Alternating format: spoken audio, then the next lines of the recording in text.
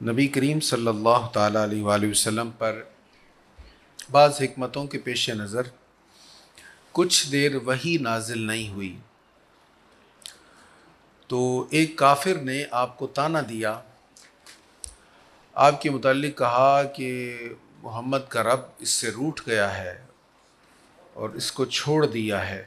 اب جب کافر نے کہا تو اب اس کے جواب میں حضور علیہ الصلاۃ والسلام نے وضاحت دینی تھی کہ نہیں، ایسی بات تو نہیں ہے، میرا رب تو مجھ سے ناراض نہیں ہے، میرے رب نے تو مجھے چھوڑا نہیں ہے۔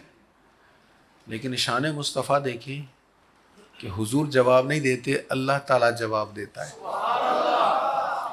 ارشاد ہوتا ہے وَالضُّحَىٰ وَاللَّيْلِ إِذَا سَجَىٰ، چاش کے وقت کی قسم اور رات کی قسم جب وہ پھیل جائے۔ تو ضحیٰ چاش کے وقت کو کہتے ہیں اور لیل رات کو کہتے ہیں، اذا سجا جب وہ پھیل جائے یا چھا جائے۔ تو چاشت اور لیل کی قسم ارشاد فرما کر اللہ تعالیٰ نے فرمایا ما ودعک ربک وما قلا، آپ کے رب نے آپ کو نہیں چھوڑا اور نہ وہ بیزار ہوا ہے۔ اچھا، یہاں پر حضور کا ذکر تھا تو چاشت کی اور رات کی قسم کی وجہ کیا ہے؟ تو امام زرقانی فرماتے ہیں چاشت کا جو وقت ہوتا ہے نا، صبح کا وقت، تو بڑی بھینی سی صبح ہوتی ہے، میٹھی سی یہ دھوپ ہوتی ہے، چاہے گرمیوں کا موسم ہو چاہے سردیوں کا موسم ہو، تو صبح کی جو اولین دھوپ ہوتی بڑی اچھی ہوتی اور سب سے خوبصورت دھوپ یہی ہوتی۔ بلکہ جب چھوٹے بچے ہوتے ہیں نا، ان کو کوئی ویکنس وغیرہ ہو تو ڈاکٹرز کہتے ہیں کہ جو صبح والی دھوپ ہے وہ بچوں کو لگوائیں تو کافی ساری بیماریوں سے بچاؤ ہو جاتا ہے۔ تو صبح کی دھوپ ہر اعتبار سے دیکھنے میں بھی بڑی حسین ہوتی، تو وہ کہتے ہیں یہاں ضحیٰ سے مراد صرف وہ چاش کا وقت نہیں ہے بلکہ مراد چہرہ مصطفیٰ ہے۔ اللہ فرما رہا ہے چاشت کے وقت کی دھوپ جو ہے اس جیسے چمکتے ہوئے آپ کے چہرے کی قسم، اور کالی سیاہ رات جیسی آپ کی حسین زلفوں کی قسم۔ امام راضی علیہ الرحمٰن نے بھی اس کی یہی تفسیر فرمائی ہے۔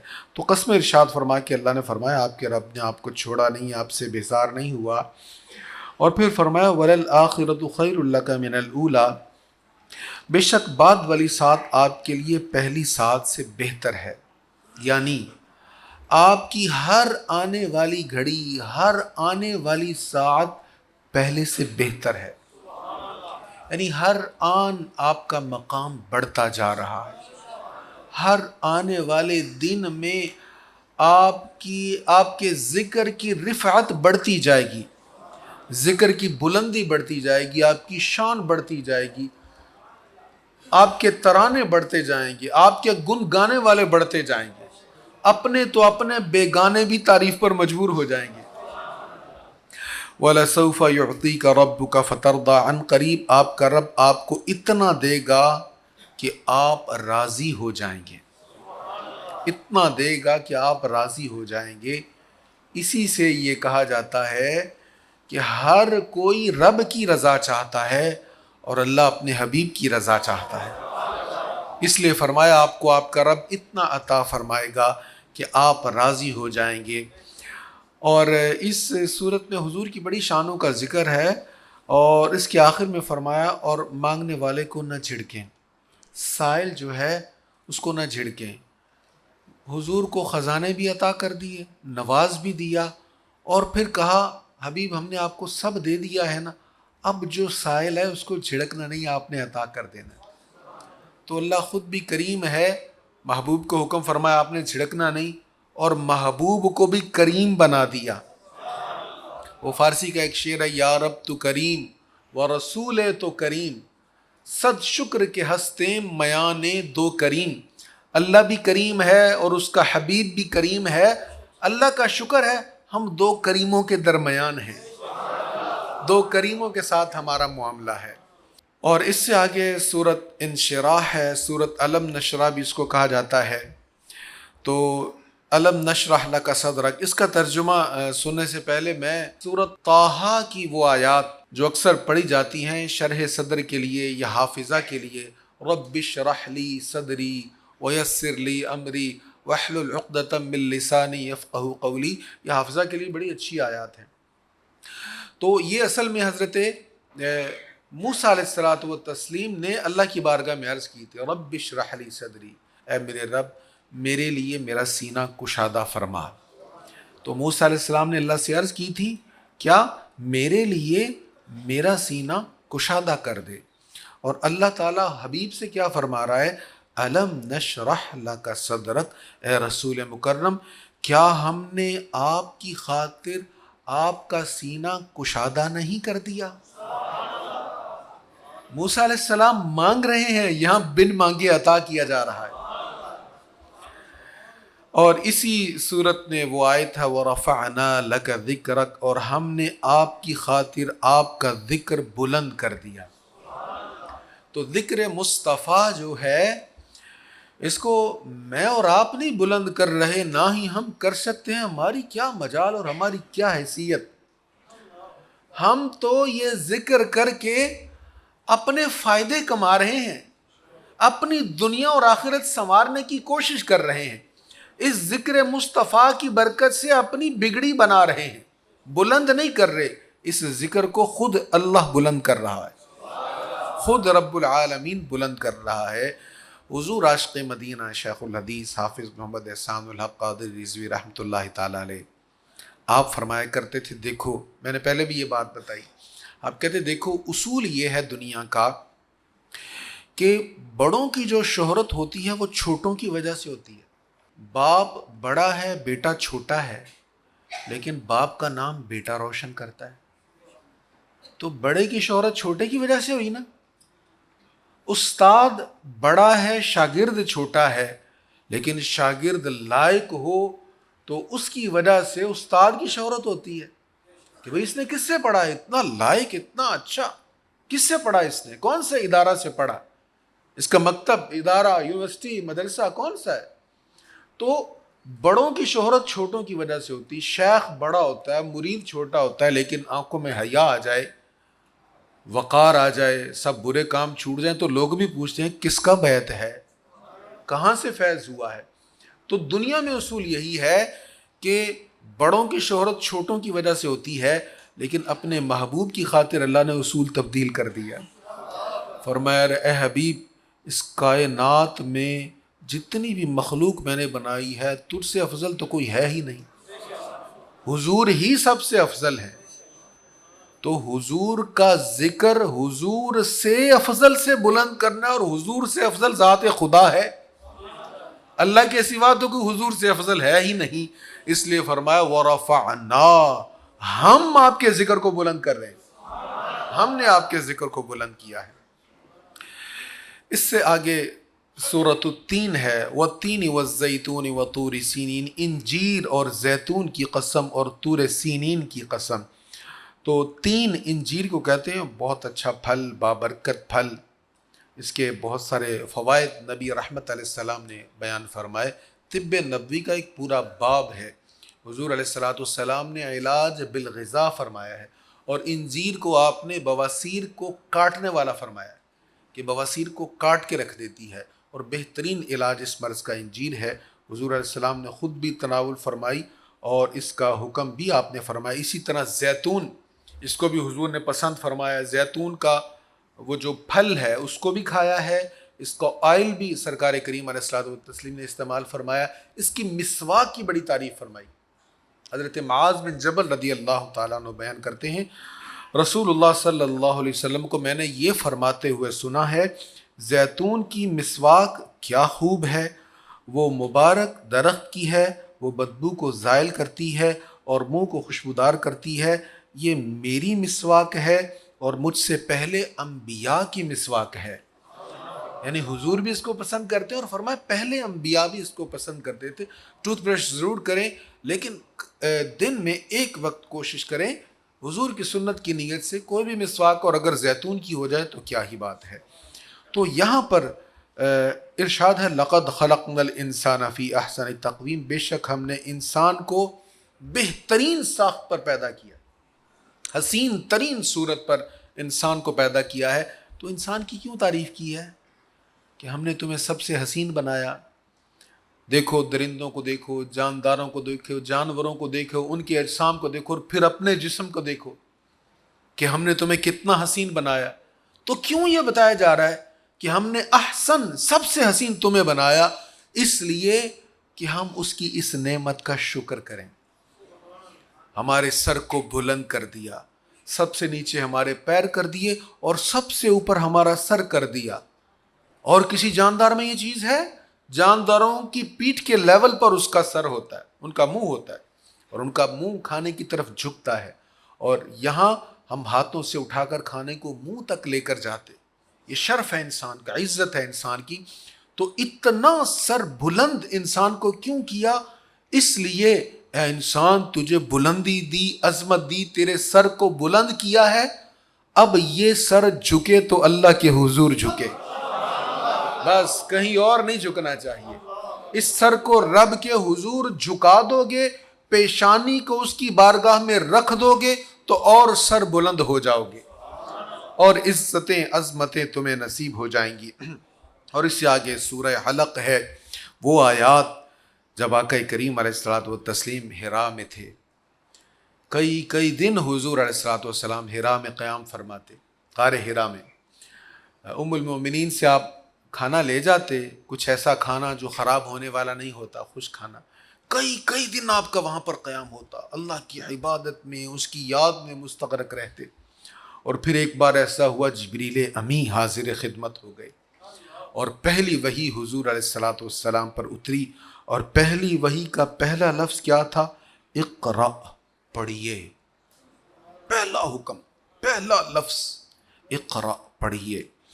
اقرأ بسم ربک الذی خلق، اے رسول مکرم اپنے رب کے نام سے پڑھیے جس نے پیدا کیا ہے، انسان کو جمے ہوئے خون سے پیدا کیا ہے، پڑھیے۔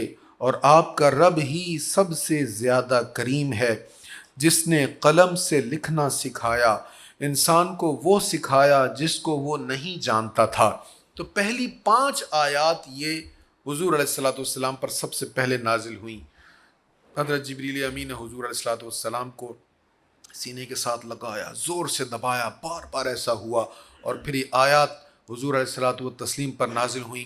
سرکار علیہ الصلوۃ والتسلیم ثقل محسوس کر رہے تھے، اور جب حضور پہنچے گھر میں تو آپ کے جسم پر کپ کپی تاری تھی۔ کلام الہی کی ہیبت اور اس کا اپنا جلال ہے، اور یہ حضور کا قلب ہے جس نے اس کلام کی ہیبت کو برداشت کر لیا ہے۔ اللہ تعالیٰ فرماتا ہے لو انزلنا هذا القرآن على جبل لرأيته خاشعا متصدعا من خشیۃ اللہ۔ یہ سورہ حشر میں ارشاد ہے، اس کا مفہوم یہ ہے کہ اگر یہ کلام ہم پہاڑوں پر نازل کرتے تو پہاڑ اس کی ہیبت اور جلال سے دب جاتے، وہ برداشت نہ کر پاتے۔ یہ قلب مصطفیٰ ہے، حضور کا دل اتنا طاقتور ہے کہ اس کلام کو برداشت کر لیا۔ حضور علیہ الصلوۃ والتسلیم گھر میں تشریف لائے، اور آپ جسم پر کپ کپی تاری، کہا زملونی زملونی، مجھ پر چادر اوڑھا دو، آپ کو لپیٹ دیا ام المؤمنین نے۔ تو حضور علیہ الصلوۃ والسلام پر خوف کی کیفیت بھی تھی۔ تو سیدہ کیا کہتی ہیں؟ وہ سیدہ خدیجہ رضی اللہ تعالیٰ عنہ، آپ کا رب آپ کو ضائع نہیں ہونے دے گا، آپ کا رب آپ کو ضائع نہیں ہونے دے گا۔ کیوں؟ آپ صلہ رحمی کرتے ہیں، یتیموں کا خیال کرتے ہیں، بیواؤں کا خیال کرتے ہیں، اور یتیموں، بیواؤں، مسکینوں، حاجت مندوں کی خاطر آپ کوشش کرتے ہیں کہ کما کر ان پر خرچ کیا جائے، آپ مہمان نوازی کرتے ہیں۔ تو ام المؤمنین نے حضور علیہ الصلوۃ والتسلیم کی یہ شان بیان کی، حضور علیہ السلام کی ڈھارس بندھائی، اور پھر وصال تک ام المؤمنین حضور علیہ الصلوۃ والسلام کے ساتھ رہی ہیں۔ یہی وجہ تھی کہ سرکار کریم علیہ الصلوۃ والتسلیم سیدہ خدیجہ رضی اللہ تعالیٰ عنہا کے وصال کے بعد انہیں یاد کیا کرتے تھے، کبھی حضور علیہ الصلوۃ والسلام انہیں بھولے نہیں تھے۔ جب بھی کوئی بات ہوتی تو آپ سیدہ خدیجہ رضی اللہ تعالیٰ عنہا کو یاد کیا کرتے۔ تو پہلی جو وحی، جو 5 آیات ہیں، ان میں ایک تو اہم چیز یہ ہے کہ ان 5 آیتوں میں 2 بار کہا گیا اقرا۔ حضور کے ذریعے سے ہم تک جو میسج پہنچا ہے وہ سب سے پہلا حکم اللہ کا پڑھنے کے متعلق ہے۔ آج ہم علم سے کتنا بیزار ہو گئے، آج ہم من حیث المذہب یا من حیث القوم ہم علم بیزار لوگ ہیں. ہمارا علم کے ساتھ وہ شغف نہیں رہا. اگر شغف ہے کچھ پڑھنے کے ساتھ تو صرف اس حد تک کہ ہم وہ چیز پڑھیں گے جس میں ہمیں اچھی جاب مل جائے، جس میں ہم اچھا بزنس کر سکیں، جو ہمارے آمدنی کے حساب سے ہمارے لیے اچھا ہو. حالانکہ یہ بھی ایک چیز ہے، اس کی وجہ سے بھی علم پڑھا جا سکتا ہے، لیکن یہ ایک بڑی معمولی سی چیز ہے. اصل علم کا مقصد یہ تھا انسان کو انسان بنانا، انسان بن جائے. آج ہماری یونیورسٹیز میں کیا ہو رہا ہے آپ جانتے ہیں، مجھ سے زیادہ بہتر آپ جانتے ہیں. کیسی تربیت ہو رہی ہے، نوجوان نسل کو کس راہ پر لگایا جا رہا ہے. میں جب برٹش امپائرز کی میں نے تاریخ پڑھی کہ وہ کیسے کیسے آئے اور کس طرح انہوں نے ہمارے علاقے کے، ہمارے بر صغیر کے لوگوں کو چینج کیا، تو کئی انہوں نے طریقے اپنائے. میڈیسن فری دینی شروع کر دیں، اور انہوں نے تعلیم پر کام شروع کر دیا، مشنری ادارے بنائے، اور بھی بہت سارے پروجیکٹس ہیں ان کے. لیکن اب جو لیٹسٹ پروجیکٹ چل رہا ہے وہ سیکس کے نام پر مذہب کو چینج کیا جا رہا ہے. ہماری نوجوان نسل وہ جو اقبال کے شاہین تھے ان کو کس راہ پر لگایا جا رہا ہے. ان کو سیکس کی ترغیب دیتے ہوئے، اس کا رسیہ بناتے ہوئے اللہ اور اس کے رسول کی مخالفت پر اکسایا جاتا ہے. توہین آمیز معاملات ان سے کروائے جا رہے ہیں. الامان والحفیظ، یہ معاملہ بہت اندوہناک ہے اور بڑا گمبھیر ہے. آج وقت ہے ہم خود کو بچا لیں، وگرنہ ہماری نسلیں جو ہے نا وہ ہمارے خلاف ہوں گی. میں بزرگوں سے کہتا ہوں آپ کے جو بچے جو ہے نا، آپ سمجھتے ہیں کہ ہمارا ہی بچہ ہے، ہمارے ہی سامنے بڑا ہوا ہے اور ہمارے ہی سامنے سب کچھ کر رہا ہے. اس کا ذہن آپ کو نہیں پتا، جب سکرین کے ساتھ جڑتا ہے تو اس کے ذہن میں کیا کچھ پہنچ رہا ہے. اس کو قرآن کریم سے جوڑ لیجئے گا. اگر اپنی نسلوں کو بچانا ہے تو ان کا رشتہ قرآن سے پکا کر دیجئے گا. قرآن سے رشتہ پکا کرنے کا مطلب یہ ہے کہ فہم قرآن ان کے سینوں میں ڈال دیں، انہیں قرآن سمجھا دیں، قرآن کی لذت ان کو دے دیں، ان کو بتا دیں کہ قرآن کتنا اہم ہے ہمارے لیے. وگرنہ ہمارے بچنے کے چانسز نظر نہیں آ رہے. جیسے ہمارے تعلیمی اداروں کے جو حالات، جو خبریں سامنے آ رہی ہیں، اللہ تعالیٰ حفاظت فرمائے ہماری. تو یہاں بار بار کہا پڑھ پڑھ پڑھ، اور پڑھنے میں ساری چیزیں پڑھیں جو ضرورت کی ہیں، لیکن وہ کتاب جس کتاب کو پڑھنے کا سب سے زیادہ ہم پر حق ہے وہ کتاب اللہ ہے، وہ اللہ کی کتاب قرآن کریم ہے. اور یہی وہ کتاب ہے جس پر ہمیں سب سے زیادہ خرچ کرنا چاہیے. ہم سمجھتے ہیں کہ جو قرآن کریم پڑھانے والا ہے اس کو تو بس فی سبیل اللہ ہی پڑھا دینا چاہیے، یا قرآن کریم پڑھنے والا کام ہمارے لیے مفت ہی ہو جائے تو بہتر ہے.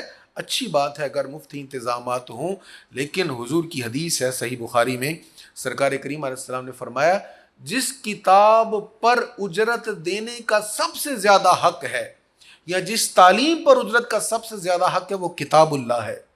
کہ اس پر تم خرچ کرو، اس کو سمجھنے میں، اس کو سمجھانے میں، اور اس کو سینوں میں اور دلوں میں اتارنے میں. اللہ میں اس کی توفیق دے. اور پھر یہاں پر قلم کا بھی ذکر ہے کہ اللہ نے قلم کے ذریعے ہمیں لکھنا سکھایا. یہ قلم نہ ہوتا تو کوئی کتاب نہ ہوتی، یہ قلم نہ ہوتا تو کوئی سافٹ کاپی نہ ہوتی، یہ قلم نہ ہوتا تو کوئی PDF نہ ہوتا، یہ قلم نہ ہوتا تو نہ کمپیوٹر ہوتا، نہ آپ کے سیل فون ہوتے، کچھ بھی نہ ہوتا. آپ جتنے بھی ٹیکسٹ آپ کہیں بھی دیکھتے ہیں یا ٹیکسٹ آپ ٹائپ کرتے ہیں، کچھ بھی کرتے ہیں، اصل میں ان حروف کو لکھا قلم ہی کے ذریعہ سے گیا ہے. چاہے وہ کسی بھی زبان کے حروف ہیں، بنیادی طور پر ان کو قلم سے لکھا گیا ہے. تو قلم کے ساتھ ہمارا ناطہ کبھی ٹوٹنا نہیں چاہیے. ہاتھ میں قلم ہو اور آنکھوں کے سامنے تحریر ہو. اے کاش ہمیں تحریریں پڑھنے کا چسکا اور شوق پڑ جائے. ایک دور تھا جب لائبریریوں پر لوگوں کی قطاریں لگی ہوتی تھی اور لوگ نام لکھواتے تھے اور پھر لے کر جاتے تھے. اب تو پڑھنے کا ذوق ہی نہیں رہا. تو جدید تحقیق یہ ہے کہ آنے والا دور ان لوگوں کے لیے اطمینان بخش ہے جو کتابوں کے ساتھ تعلق رکھیں گے. جو اسکرین سے ہی سب کچھ کریں گے ان کے ذہنوں میں خلفشار زیادہ ہوگا، ٹینشن زیادہ ہوگی. اور جو کتابوں کے ساتھ اپنا تعلق رکھیں گے ان کا طرز زندگی جو ہے وہ سکون والا ہوگا. تو یہ سورہ علق میں تعلیم کے متعلق توجہ دلائی گئی اور قلم کے ساتھ ہمارا ربط جوڑنے کا حکم ہوا ہے۔ پھر اس سے آگے سورہ قدر ہے، ارشاد ہے انا انزلناہ فی لیلۃ القدر، بے شک ہم نے اس قرآن کو شب قدر میں نازل کیا۔ شب قدر اس کا ذکر آگے آ گیا کہ وہ 1000 مہینوں سے افضل رات ہے، 1000 مہینوں سے بہتر رات ہے۔ فرشتے اس رات میں اترتے ہیں، اور پھر اس کے بارے میں فجر تک اس رات میں اللہ تعالیٰ کی رحمتیں ہیں۔ تو قرآن کریم کو جب نازل کیا آسمان دنیا پر تو سب سے بہتر رات میں نازل کیا، اور جب آسمان دنیا سے انسان پر نازل کیا تو سب سے بہتر انسان سیدنا محمد کے قلب اطہر پر نازل کیا، اور جب قرآن کریم کو بطور وحی فرشتہ کے ذریعے بھیجا تو سارے فرشتوں میں سے سب سے افضل فرشتے جبریل امی علیہ السلام کا انتخاب ہوا۔ تو یہ کتاب تو ہر اعتبار سے بہتر ہے، اپنے وقت کے اعتبار سے، شخصیت کے اعتبار سے، لانے والے کے اعتبار سے، ہر اعتبار سے بہتر ہے۔ تو جو پڑھے گا وہ بہتر نہیں ہوگا؟ وہ بھی تو بہتر ہوگا نا۔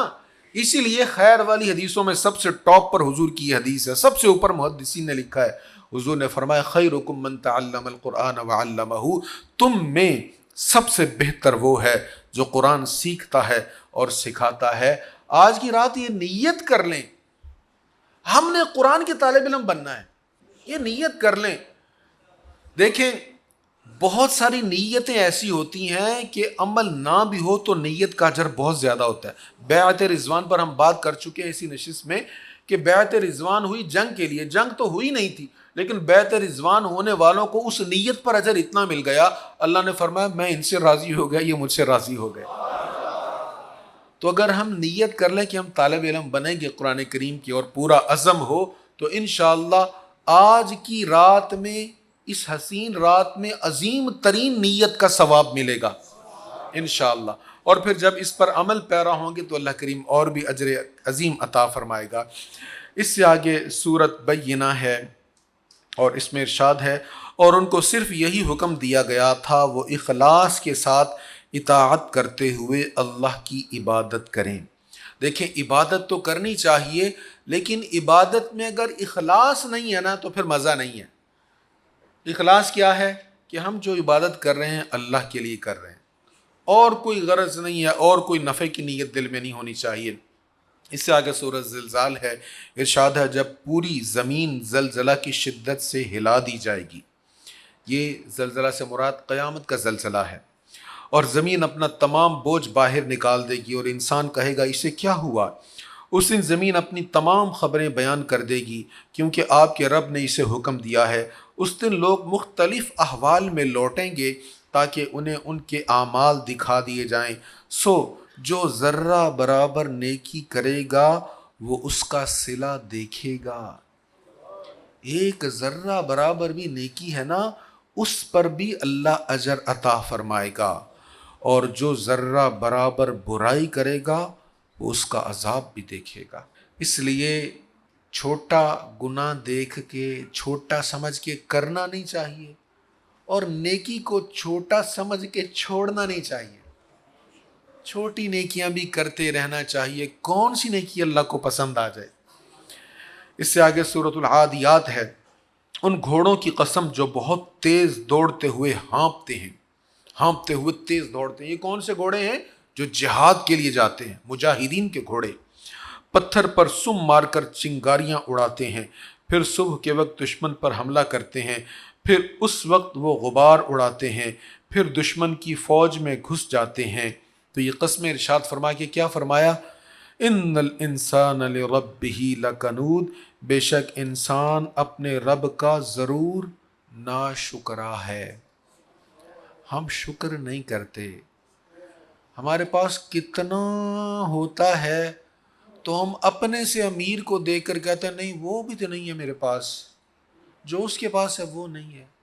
کبھی نیچے نہیں دیکھتے کہ کتنے لوگ ہم سے زیادہ مشکل زندگی گزار رہے ہیں اور ان کے پاس جو نہیں ہے وہ ہمارے پاس ہے۔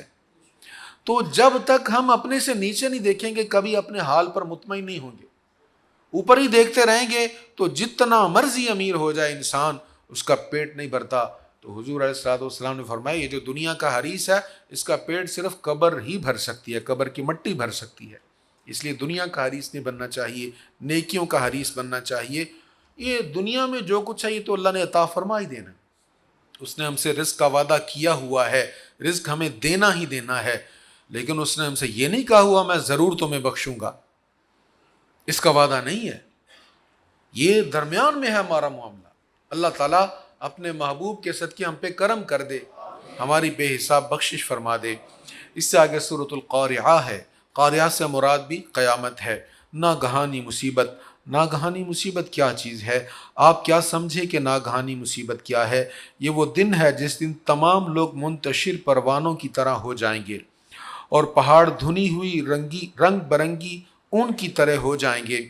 بس جس کی نیکی کے پلڑے بھاری ہوں گے تو وہ پسندیدہ زندگی میں ہوگا۔ نیکیوں کے پلڑے اگر بھاری ہوں گے اس کو بہترین زندگی ملے گی، اس کو بہترین نعمتیں ملیں گی، بہترین رہنے کی جگہ ملے گی، اور جس کی نیکی کے پلڑے ہلکے ہوں گے تو اس کا ٹھکانہ حاویہ ہوگا۔ اور آپ کیا سمجھے کہ حاویہ کیا ہے؟ وہ سخت دہکتی ہوئی آگ کا بہت نیچا گڑھا ہے۔ اس کے آگے سورۃ التکاثر ہے، فرمایا الہاکم التکاثر، تم کو زیادہ مال جمع کرنے کی حرص نے غافل کر دیا حتیٰ کہ تم مر کر قبروں میں پہنچ گئے۔ تو رزق حلال جمع کرنے میں کوئی حرج نہیں ہے، رزق حلال جمع کریں گے تو اس میں زکوٰۃ کے مصارف بھی نکلیں گے، دوسروں کے حقوق بھی ادا ہوں گے، لیکن رزق جمع کرنے کی لگن میں اللہ اور اس کے رسول کو ناراض کر دیں تو پھر یہ عذاب والا معاملہ ہوگا۔ یا رزق اکٹھا کرنے کی لگن میں اللہ کی یاد سے غافل ہو جائیں، انسان کو پیدا کرنے کا جو مقصد ہے اس مقصد کو ہی بھول جائیں تو پھر یہ ہلاکت اور نقصان والی چیز ہے۔ اس سے آگے سورۃ العصر ہے، مختصر ترین صورتوں میں سے ایک صورت ہے، والعصر، فرمایا زمانہ کی قسم۔ اللہ زمانہ کی قسم ارشاد فرما رہا ہے۔ زمانہ کی قسم کیوں ہے؟ مفسرین کہتے ہیں کہ بہت ساری قیمتی چیزیں ہمارے پاس، بہت ساری قیمتی چیزیں، اور سب سے قیمتی شے وقت ہے۔ سب سے قیمتی چیز وقت ہے ہمارے پاس۔ ہم اپنا وقت کہاں خرچ کر رہے ہیں؟ یہ وقت جو خرچ کر رہے ہیں یہ پھر دوبارہ نہیں آئے گا۔ ہم جو بھی وقت ہم گزار دیتے ہیں، بلکہ ہم گزارتے نہیں ہیں، گزارے ہم تب اگر ہمارے پاس روکنے کی طاقت ہو۔ ہمارے پاس روکنے کی طاقت ہو تو ہم گزارے نا اس کو، وقت ہم تو اس کو گزار نہیں رہے، وقت ہمیں گزار رہا ہے۔ وقت ہمیں ہماری لائف کی ایک ٹنل سے داخل کر کے اس کے دوسرے سرے سے جہاں پہ موت ہے نکالتے ہوئے وہاں تک پہنچا رہا ہے۔ وقت کو ہم روک نہیں سکتے، اس نے گزرتے ہی رہنا ہے۔ ہم کیا کر سکتے ہیں؟ ہم یہ کر سکتے ہیں کہ اس وقت میں جو ہمارے پاس اچھے آپشن ہیں ان کو استعمال میں لے آئیں۔ جو ہم اچھا کر سکتے ہیں اپنے اس وقت میں وہ ہم اچھا کر لیں۔ تو سب سے قیمتی شے ہمارے پاس وقت ہے، یہ پھر لوٹ کر نہیں آنا۔ فرمایا زمانہ کی قسم، بے شک ہر انسان ضرور نقصان میں ہے سوا ان لوگوں کے جو ایمان لائے اور انہوں نے نیک کام کیے اور انہوں نے ایک دوسرے کو دین حق کی وصیت کی اور ایک دوسرے کو صبر کی نصیحت کی۔ اس سے آگے سورۃ ہمزہ ہے اور اس میں ارشاد ہے وَيْلٌ لِكُلِّ هُمَزَةٍ لُمَزَةٍ، ہر طعنہ زن عیب جو کے لیے ہلاکت ہے۔ یہ طعنے دینا، دوسروں میں عیب نکالنا، یہ ہلاکت والا کام ہے۔ حضرت اسماء بنت یزید بیان کرتی ہیں نبی پاک علیہ الصلوۃ والسلام نے فرمایا کیا میں تم کو ان لوگوں کی خبر نہ دوں جو تم میں سب سے اچھے ہیں؟ سب سے اچھے لوگ؟ مسلمانوں نے کہا کیوں نہیں یا رسول اللہ؟ آپ نے فرمایا یہ وہ لوگ ہیں جب ان کو دیکھا جائے تو اللہ کی یاد آئے۔ وہ سب سے اچھے ہیں جنہیں دیکھ کر تمہیں اللہ کی یاد آئے۔ پھر فرمایا کیا میں تم کو ان لوگوں کی خبر نہ دوں جو تم میں سب سے برے ہیں؟ یہ وہ لوگ ہیں جو چغلی کھاتے ہیں اور دوستوں کے درمیان پھوٹ اور فساد ڈالتے ہیں، اور جو لوگ عیب سے بری ہیں ان میں عیب نکالتے ہیں۔ ایک بندے میں عیب نہیں ہے اس میں عیب نکال کے بیان کیا جاتا ہے۔ اس سے آگے سورۃ الفیل ہے، ارشاد ہے کیا آپ نے نہیں دیکھا کہ آپ کے رب نے ہاتھی والوں کے ساتھ کیسا معاملہ کیا؟ تو یہ مشہور واقعہ آپ نے سنا ہوگا کہ ابرہا اپنا لشکر لے کر جب کعبہ شریف کو گرانے کے لیے آیا، کتنے کتنے بڑے ہاتھی تھے اس کے ساتھ، کتنا ہیوی لشکر تھا، تو اللہ نے چھوٹے چھوٹے پرندوں کو بھیجا اور ان کے منہ میں کنکر تھے، ان کے ہاتھوں میں کنکر تھے، چھوٹے چھوٹے تین چھوٹے چھوٹے پتھر تھے، سٹون، اور ان چھوٹے چھوٹے پتھروں سے اتنے بڑے ہاتھیوں کو مار دیا اللہ نے۔ تو اللہ چاہے تو ایسے بھی حفاظت فرماتا ہے۔ اس سے آگے سورہ قریش ہے، فرمایا قریش کو رغبت دلانے کے لیے انہیں سردی اور گرمی کے تجارتی سفر سے مانوس کیا، پس انہیں چاہیے کہ وہ اس گھر کے رب کی عبادت کریں جس نے انہیں بھوک میں کھانا کھلایا اور ان کو خوف سے امن میں رکھا۔ تو تجارت کے مختلف آپشنز، کاروبار کے مختلف طریقے اللہ تعالیٰ جب کسی کو عطا فرمائے تو اس پر شکر لازم ہے کہ اللہ نے مجھے اس طرح بھی مال عطا فرمایا، یہ بھی طریقہ ہے، اور مجھے اس نے کھانا عطا فرمایا، آسان روزی عطا فرمائی، تو یہ سب چیزیں وہ ہیں جن کے بدلے میں اللہ تعالیٰ کی عبادت زیادہ ہونی چاہیے۔ اس سے آگے صورت ماعون ہے، اس میں ارشاد ہے فویل للمصلین، سو ان نمازیوں کے لیے ہلاکت ہے جو اپنی نمازوں سے غفلت کرتے ہیں، جو ریاکاری کرتے ہیں۔ تو نماز کس لیے پڑھتے ہیں؟ اللہ کے لیے، کسی کو دکھانے کے لیے تو نہیں پڑھتے۔ تو نماز ایک تو اللہ کے لیے پڑھنی ہے، کوئی بھی نیک کام ہے اس کو ریاکاری کے لیے نہیں کرنا چاہیے، اللہ کی رضا کے لیے کرنا چاہیے، اور پھر وہ بجھے ہوئے دل سے، تھکی ہوئی طبیعت سے، اکتاہٹ کے ساتھ نہیں کرنا چاہیے۔ جو ایسے کرے گا تو اس کے لیے یہاں پر ہلاکت بیان کی۔ اس سے آگے پھر سب سے مختصر قرآن کریم کی صورت جس میں عظمت مصطفیٰ کا زبردست اعلان ہے، فرمایا انا اعطیناک الکوثر، بے شک ہم نے آپ کو کوثر عطا کی ہے۔ کوثر کیا ہے؟ جنت کی نہر ہے۔ کوثر کیا ہے؟ حوض کوثر، جہاں پہ نبی پاک علیہ الصلوۃ والسلام اپنی پیاسی امت کو پلائیں گے، اور جو ایک بار پی لے گا 50,000 سال تک اسے پیاس نہیں لگے گی، اور جس کو حضور جام کوثر پلائیں گے وہ جنت میں جائے گا انشاءاللہ۔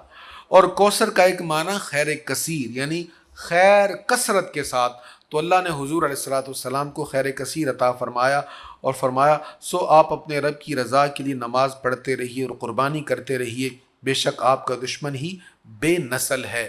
یعنی قربانی کرنا، نماز پڑھنا، یہ کام اللہ کی رضا کے لیے ہیں، اللہ کے لیے ہیں۔ نماز کس لیے پڑھنی ہے؟ اللہ کے لیے۔ اور قربانی کس کے لیے کرنی ہے؟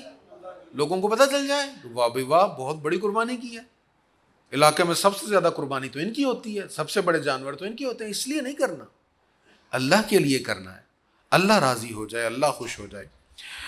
اس سے آگے سورۃ الکافرون، کفار نبی پاک علیہ الصلوۃ والسلام کے پاس آئے، آ کر کہنے لگے آپ ہمارے خداؤں کو برا نہ کہیں، ہم آپ کے خداؤں کو برا نہیں کہتے تو ہمارا جھگڑا ختم ہو جائے گا۔ تو سورہ کافرون نازل ہو گئی، آپ کہیے اے کافرو، میں ان کی عبادت نہیں کرتا جن کی تم عبادت کرتے ہو، اور نہ تم اس کی عبادت کرنے والے ہو جس کی میں عبادت کرتا ہوں۔ اور پھر آخر میں ارشاد ہے لکم دینکم ولی دین، تمہارے لیے تمہارا دین ہے اور میرے لیے میرا دین ہے۔ دوسرے لوگوں سے مکالمہ کے لیے، خارجہ پالیسی کے لیے اتنا بھی نہیں جھک جانا چاہیے کہ ان کے جو مشرکانہ عبادت کے طریقے ہیں ان کو ہم کرنے لگ جائیں کہ ہماری خارجہ پالیسی بہتر ہو جائے۔ اس کی اجازت نہیں ہے۔ خارجہ پالیسی بہتر کرنے کے لیے، کفار کے ساتھ معاملہ کرنے کے لیے صحابہ کرام کی زندگی کے بہترین انمٹ نقوش ہیں ہمارے پاس، تو ان کا دین انہی کے ساتھ ہے، اپنے دین پر کمپرومائز نہیں کرنا۔ اس سے آگے سورۃ النصر ہے، اذا جاء نصر اللہ والفتح، جب اللہ کی مدد اور فتح آ جائے اور آپ لوگوں کو دیکھیں کہ وہ اللہ کے دین میں فوج در فوج داخل ہو رہے ہیں، سو آپ اپنے رب کی حمد کے ساتھ اس کی تسبیح کریں اور اس سے مغفرت طلب کریں، بے شک وہ بہت توبہ قبول فرمانے والا ہے۔ تو یہ سورۃ النصر فتح مکہ کے بعد نازل ہوئی۔ حضور علیہ الصلوۃ والتسلیم نے جب حجۃ الوداع فرمایا اس دن یہ سورہ نصر نازل ہوئی، اور اس میں فتح سے مراد یا تو فتح مکہ ہے یا پھر صلح حدیبیہ ہے۔ اس سے آگے سورۃ اللہب ہے، اس کا شان نزول بڑا انٹرسٹنگ ہے۔ حضور علیہ الصلوۃ والسلام نے سارے خاندان کے لوگوں کو بلایا اور بلا کر کہا کہ بھئی اگر میں تمہیں کہوں کہ یہ پہاڑ کے پیچھے سے ایک لشکر تم پر حملہ آور ہو رہا ہے تو مانو گے؟ کہا جی بالکل مانیں گے، آپ نے کبھی جھوٹ نہیں بولا۔ فرمایا پھر میں تمہیں سچ بتا رہا ہوں، میں اللہ کا رسول ہوں۔ میں اللہ کا رسول ہوں، مجھ پر وحی نازل ہوئی ہے، ایک اللہ وحدہ لا شریک کو مانو۔ تو جب حضور علیہ الصلوۃ والسلام نے یہ دعوت دی، یہ ابتدائی دور کی بات ہے، جب ابتدائی دور تھا آپ کی نبوت کا، اس دور کی بات ہے۔ تو حضور علیہ الصلوۃ والسلام نے جب یہ بات کی تو ابو لہب نے حضور علیہ الصلوۃ والتسلیم کے ساتھ نہایت توہین آمیز رویہ اپنایا۔ یہ چچا تھا رشتے میں۔ تو حضور علیہ الصلوۃ والسلام کو کہا کہ اس کام کے لیے تم نے ہمیں بلایا تھا، تو سخت نازیبا گفتگو کی۔ تو سورۃ اللہب نازل ہوئی تو اللہ نے فرمایا ابو لہب کے دونوں ہاتھ ٹوٹ جائیں اور وہ ہلاک ہو جائے، اس کے مال نے اور اس کی کمائی نے اس کو کوئی فائدہ نہ پہنچایا۔ توجہ سے ترجمہ سنتے جائیے گا، پھر اس پر بعد میں بات کروں گا۔ کہا اس کے مال نے اور اس کی کمائی نے اس کو کوئی فائدہ نہیں پہنچایا، وہ ان قریب سخت شعلوں والی آگ میں جائے گا اور اس کی بیوی بھی لکڑیوں کا گٹھا اٹھائے ہوئے، اس کی گردن میں کھجور کی چھال کی بٹی ہوئی رسی ہوگی۔ قرآن نے ابو لہب کے بارے میں پیش گوئی کی تھی، اس کا مال اس کو نفع نہیں دے گا، اس کی اولاد اس کے کام نہیں آئے گی، یہ دوزخ میں جائے گا، اس کی بیوی دوزخ میں جائے گی۔ اب یہ ابتدائی دور ہے، سرکار علیہ الصلوۃ والتسلیم کا پورا مکی دور گزرا، پھر مدنی دور ہے۔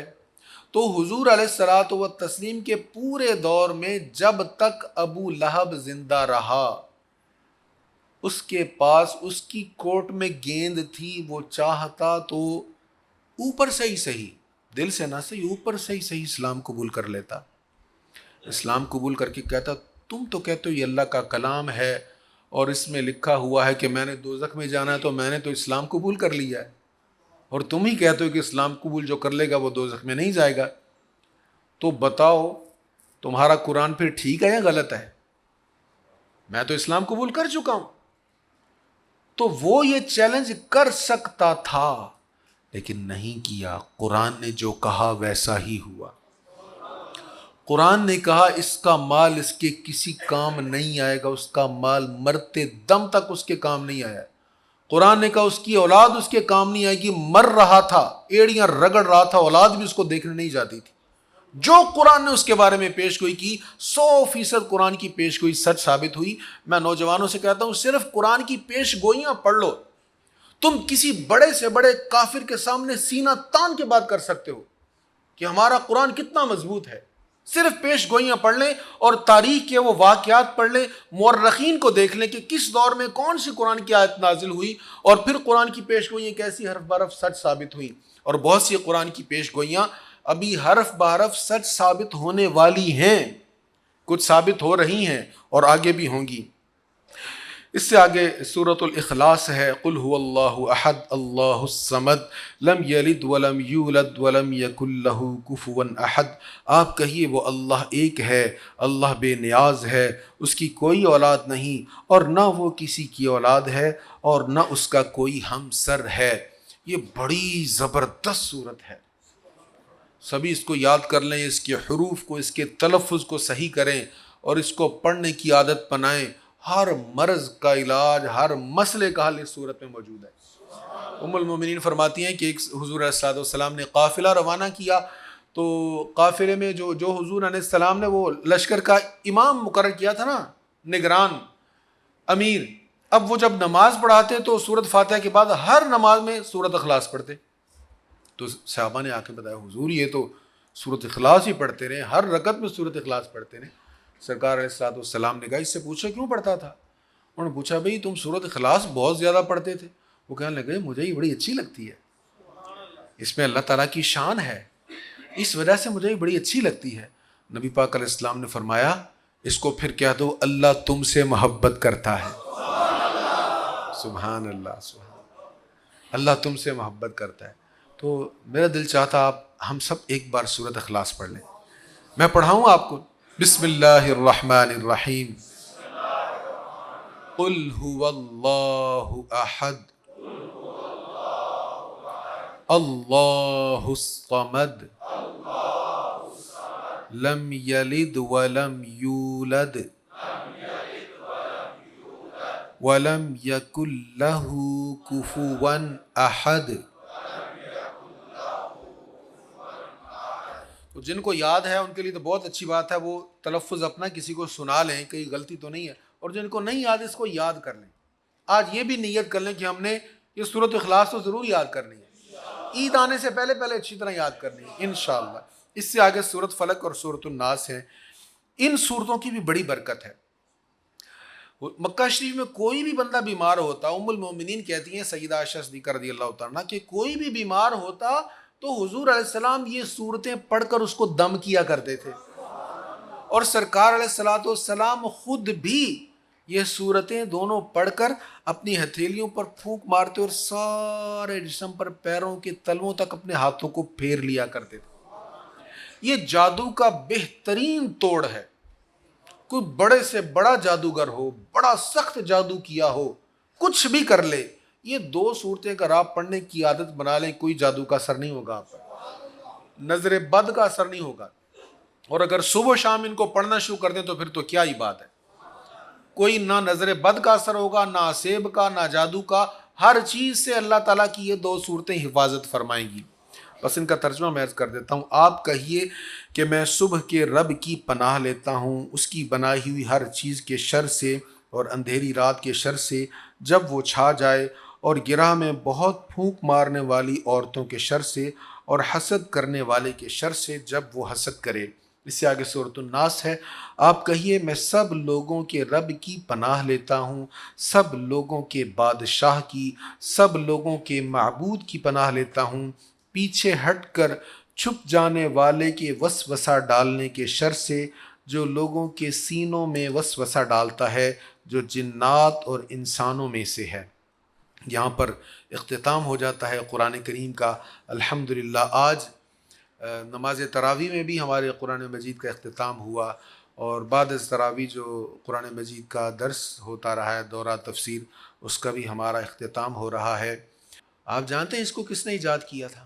یہ کام نماز تراویح میں حضرت سیدنا عمر فاروق رضی اللہ تعالیٰ عنہ، انہوں نے یہ طریقہ ایجاد کیا تھا۔ یہ آئیڈیا ان کا تھا کہ بھئی کوئی ادھر تراویح پڑھ رہا ہے، کوئی ادھر پڑھ رہا ہے، کوئی ادھر پڑھ رہا ہے، تو ان کو اکٹھا کرو، ایک امام کے پیچھے اکٹھا کرو، اور وہ ایک امام ان کو با جماعت تراویح پڑھائے، اور پھر اس میں پورے قرآن کریم کی تلاوت ہو۔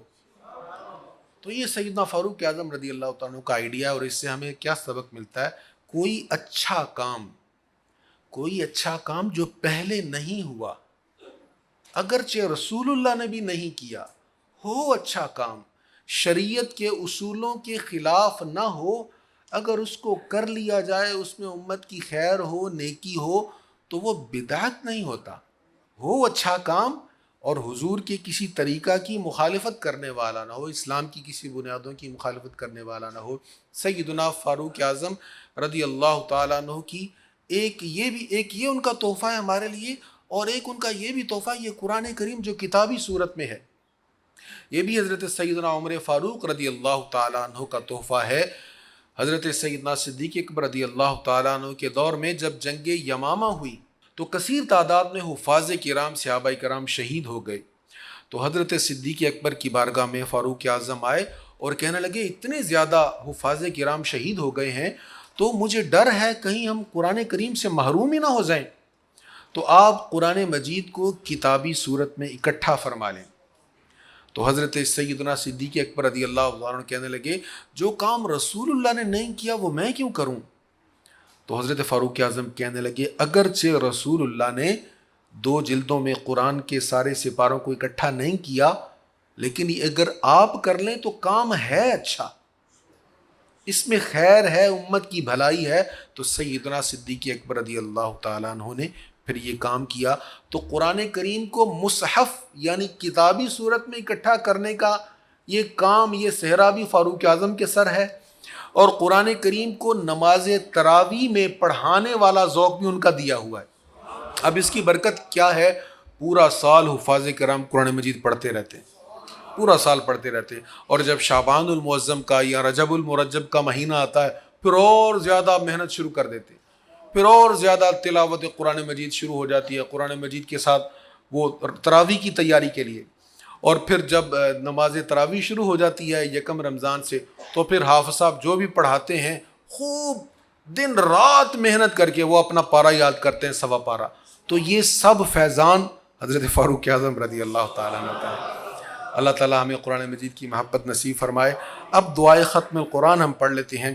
اللہم آنس وحشتی فی قبری، اللہم ارحمنی بالقرآن العظیم واجعلہ لی اماما ونورا وہدا ورحمہ، اللہم ذکرنی منہ ما نسیت وعلمنی منہ ما جہلت وارزقنی تلاوتہ آناء اللیل وآناء النہار واجعلہ لی حجتا یا رب العالمین۔ صدق اللہ العظیم۔ دعا سے پہلے ہمارے جتنے بھی بانیان مسجد جنہوں نے اس ادارے کو بنایا اور جنہوں نے اس ادارے کی اب تک خدمت کی، اس کو چلایا، اس کو چلاتے رہے، جو دنیا سے گئے، ان سب کے لیے بھی ہم نے بالخصوص دعا کرنی ہے۔